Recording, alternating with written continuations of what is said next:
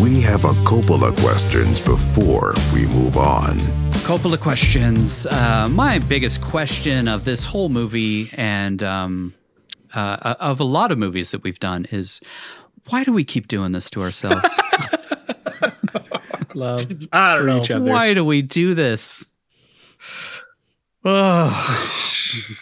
Yeah, I mean, it is fun no tearing one these can know. movies apart, but Jesus Christ, who was asking for Outcast?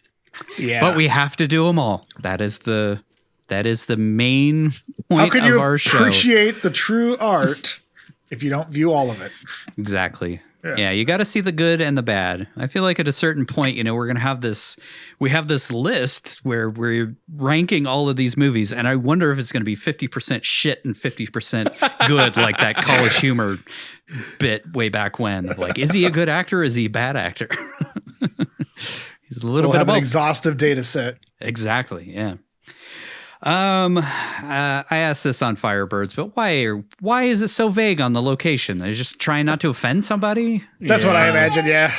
Geopolitics being the way they are and culture war and all that. And then they just don't worry about it. I think also they were just going for like a general fable story. Like, it's like a story you'd tell. Like, once upon a time, there was a king who died and left the kingdom to his youngest son who was good and his older son who was evil. And yeah. So it gives it kind of that bedtime story.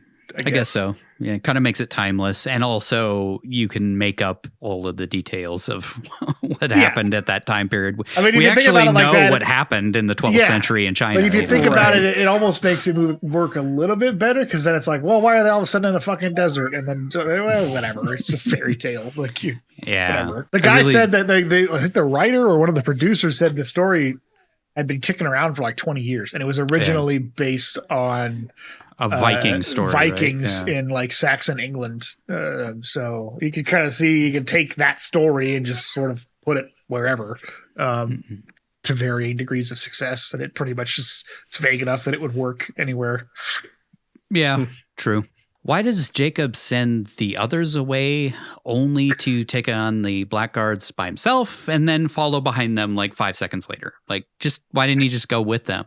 And then they could fight them on the shore when they get to the next spot. It's supposed to be he's trying to buy time by holding them off, which he does, I guess. But also he puts himself at risk of dying because he's like taking on the entire Blackguard. So I suppose he doesn't care at that point. Like in that moment, I think he wanted to die. I think he was kind of I did cool my job. with I'm doing something to redeem myself right now.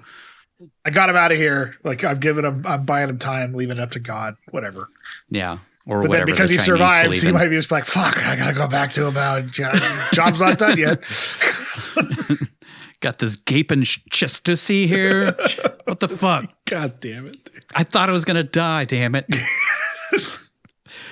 What was with the snakes on the hands? Yeah, that's one of mine. Is that just a Nick Cage thing? Yeah, I feel like that's occasion. He's like, well, he would have snakes on his I think that's just something that was lost in the edit. Like there was more to that, and they just they either tried to remove it, but they couldn't cut around it because he has them in that one scene, and so they had to include them. But it's weird. It does feel like a cageism, though. Like it does, but it's like they called him like the white snake or something, like something to tie him to snakes in the legend. And he's a bandit leader. They do intimidating stuff, so it could be like he's got snakes for hands and he's venomous and just trying to be more spooky. Yeah, and I feel like it was something like that, and it got lost when they edited it together. I've heard Cage talk about snakes a lot, so he seems to really like them. So yeah, I 100% believe that was him. He brought that idea to them, and they're like, "Fuck it, this movie's garbage. Just do whatever the fuck you want. One of the things that you want to have a fucked up eye." The subtitles said that there was like a snake rattle. Like specifically like a rattle. What? The rattlesnakes are American exclusively. Just North America. Yeah. So that was an anachronism. Shocking. I know. Whatever. Who cares? Whatever. Yeah, I don't know why you would have snakes. Why did we set up this whole love story with Leanne and Jacob when he's just going to ride off at the end?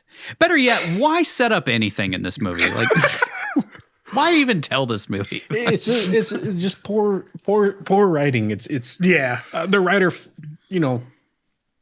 probably reading a book on like how to write screenplays for dummies. Oh, you have to have a love interest in it because it comes on out of nowhere. Yeah. It's super forced, and then he just abandons them. Yeah. He just leaves. Well, that was to set up the sequel that nobody wants. Yeah. I wish, because Leanne didn't die, or did she? No, she doesn't. Okay, she got stabbed mortally, and it's like she died in one cut, and then they kept her alive in a reshoot or some other edit, and he just leaves. It feels like she originally died, and maybe they were like, "That's way too downer of an ending," I guess. Yeah. Because if she died, then it makes sense why he's leaving, because he's got nothing there. He did his job, and he's out. Yeah. But I figured he would just stay on as the bodyguard of the new king or something. At least he found a place in the world, But I guess not. He doesn't want to fight for other people's causes, just like the White Ghost. Yeah. She did she wakes up and she's like, I'll be fine. Right. It's like, I feel like they hastily added that. And I don't know. Maybe probably he didn't an know ADR session there too. I wonder if you watch the mouth movement, if she actually says, I'll be fine. She just dub it in. Yeah. It's all, I'll be fine. I'll be fine. Those are all the questions that I felt like asking. Anybody else? What is the king dying of at the start of the movie? I don't know. It was like old age at the age of 40 or whatever that guy was. He's died of COVID, dumbass. We shot it in Wuhan.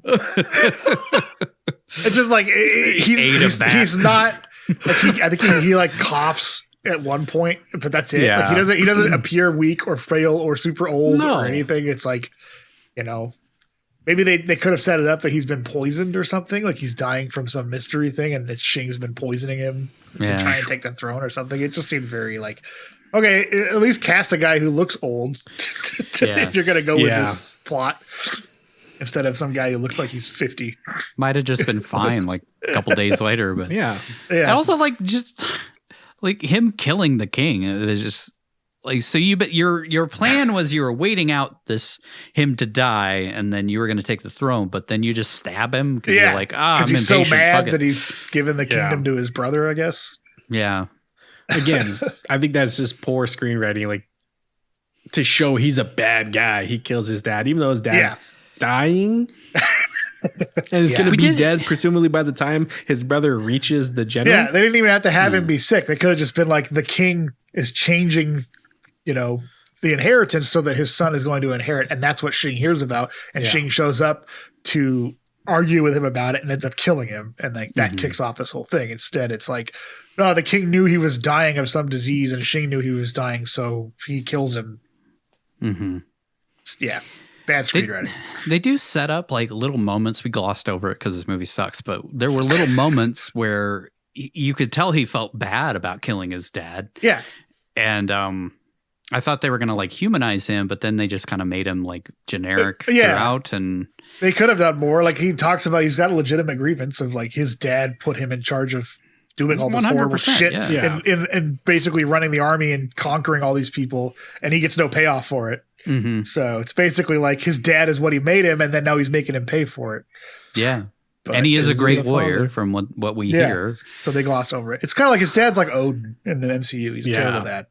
Yeah. He causes so much shit with his decisions. Yeah, true. Why does everybody speak English? It's not even worth asking. Not even worth asking. Not even.